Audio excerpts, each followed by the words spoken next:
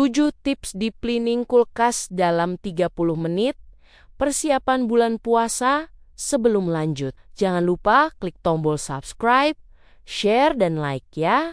Boleh juga klik tombol thanks atau terima kasih. Oh iya, kalau kamu punya usul atau ide tema video berikutnya, langsung komen di bawah ya. Makasih, dan kita lanjut sekarang.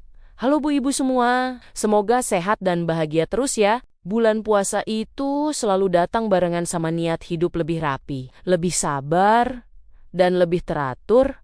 Tapi anehnya, yang sering bikin emosi justru kulkas. Niatnya mau sahur tenang, buka pintu kulkas, malah disambut bau misterius dan tumpukan wadah tanpa identitas. Isinya apa, niatnya kapan dimakan, semuanya serba tanda tanya. Di situ kita sadar, ternyata sumber kekacauan bukan cuma jadwal masak, tapi tempat kita nyimpen harapan dan lauk pauk ini. Sekarang ini, ibu-ibu tuh lagi ramai pengen hidup lebih minimal. Rumah wangi, dapur rapi.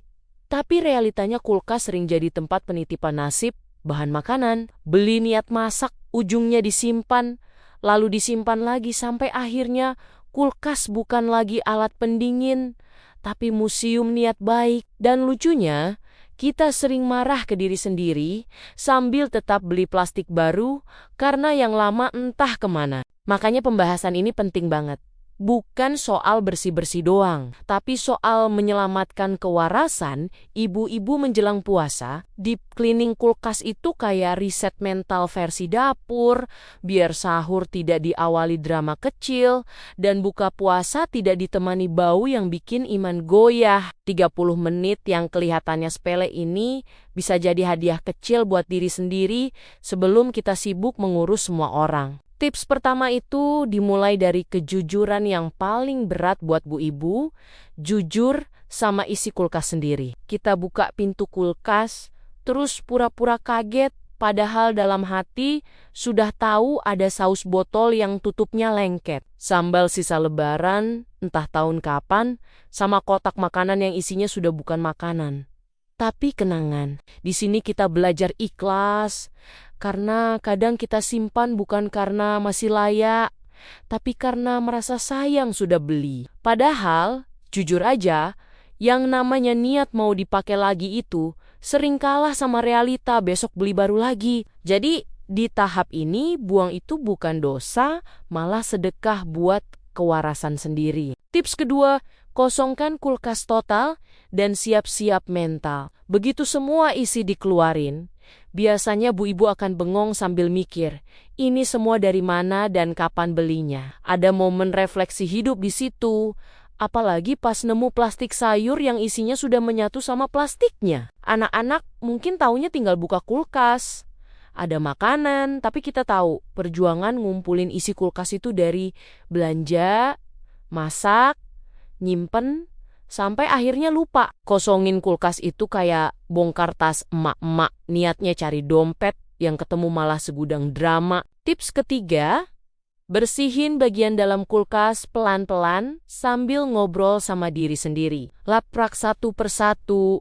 Dan biasanya di situ muncul penyesalan kecil. Kenapa kemarin naruh panci panas langsung masuk kulkas? Kenapa saus ditaruh tanpa tutup rapat? Tapi ya sudahlah, hidup emak-emak, isinya keputusan cepat. Waktu lap bagian yang lengket, rasanya kayak bersihin hati. Awalnya sebel, tapi habis itu lega. Dan anehnya, kulkas yang bersih itu bikin kita merasa lebih rajin masak. Padahal masalahnya bukan rajin atau enggak, tapi mood. Tips nomor 4, fokus ke sudut-sudut yang sering pura-pura tidak kelihatan, terutama karet pintu kulkas. Ini bagian favorit kuman dan bau untuk kumpul. Dan jujur aja, jarang banget kita sentuh. Pas dibersihin biasanya langsung bereaksi.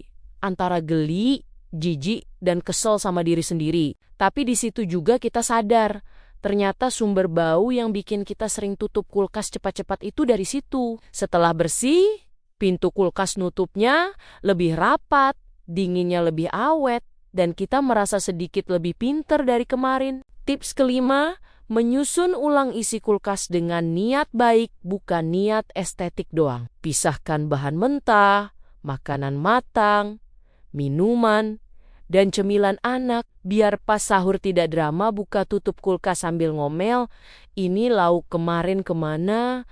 Ini kenapa basah semua? Susunan yang rapi itu bukan buat konten doang, tapi buat menyelamatkan pagi hari yang sudah ribet dari bangun kesiangan, anak rewel dan suami nanya lauk apa. Kalau kulkas rapi, setidaknya satu masalah hidup bisa dikurangi. Tips ke-6.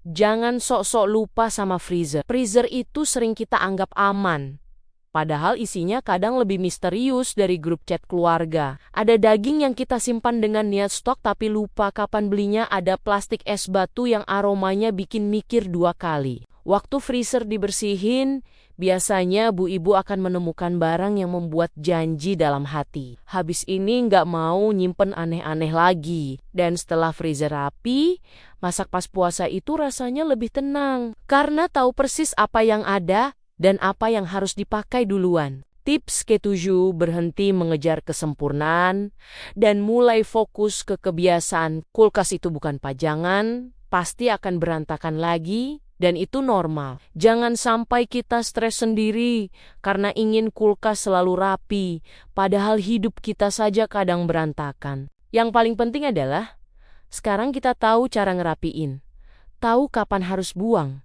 dan tahu kapan harus berhenti beli yang tidak perlu. Deep cleaning ini bukan soal kulkas doang, tapi soal memberi ruang buat diri sendiri supaya tidak capek setiap buka pintu kulkas. Sampai di titik ini, biasanya kita berdiri sebentar di depan kulkas sambil tarik napas. Merasa capek tapi hati agak lega.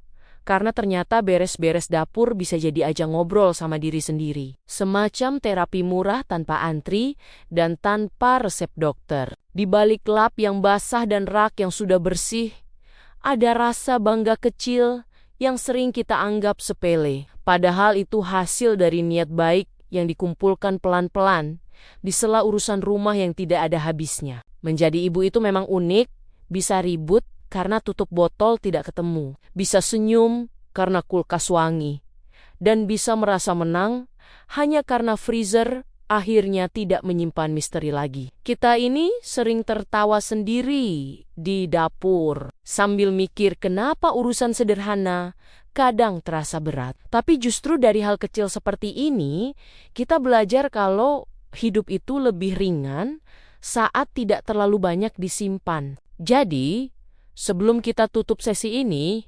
izinkan diri sendiri merasa cukup dan merasa mampu. Karena rumah tidak harus sempurna, dapur tidak harus selalu kinclong, yang penting hati kita siap menyambut hari esok dengan lebih rapi dan lebih tenang. Pelan-pelan saja Bu, kita rapikan satu ruang, satu niat, dan satu harapan, sambil percaya bahwa semua usaha kecil hari ini adalah bekal besar untuk hari-hari yang lebih baik. Terima kasih sudah dengerin cerita dan curhatku hari ini. Sampai ketemu di video-video berikutnya. Tetap semangat Bu Ibu semua.